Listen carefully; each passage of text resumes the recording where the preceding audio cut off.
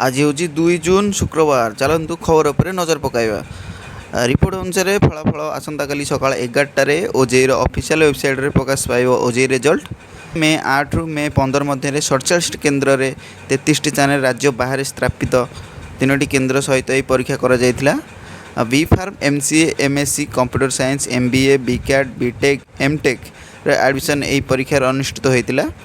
मार्च मास M plan M pharm और BTech और लैटरल प्रवेश राज्य में सरकारी और बेसरकारी कॉलेज और विश्वविद्यालय में परीक्षा पर मोट 55,979 जन प्रार्थी हाजर होते। तो चलतु सेकेंड खबर पर नजर पकाइबा। मालकानगिरी में वर्षा पर सतीगढ़ी डैम रे डंगा उल्टी 2 जन निखोज अच्छा।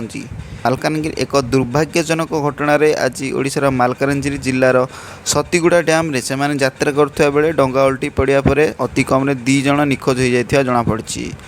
सूत्रों प्रकाश 2 जन व्यक्ति माछ धरियापाई दुईटी भिन्न डंगार डैम को जाते। अवश्य आज अपराह्न से अंचल एक पश्चिमबंग पर से डंगा बुड़ी एने निखोज होगा विषय सूचना पाया पर सर्च ऑपरेशन आरंभ करते।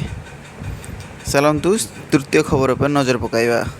पुरीर घटना एक आश्चर्यजनक घटना। ओडिशार पुरी जिले जड़े युवक पिता हत्या करते। जिलार पिपिली पुलिस सीमा अंतर्गत शंकरंती ग्राम यही घटना घटी।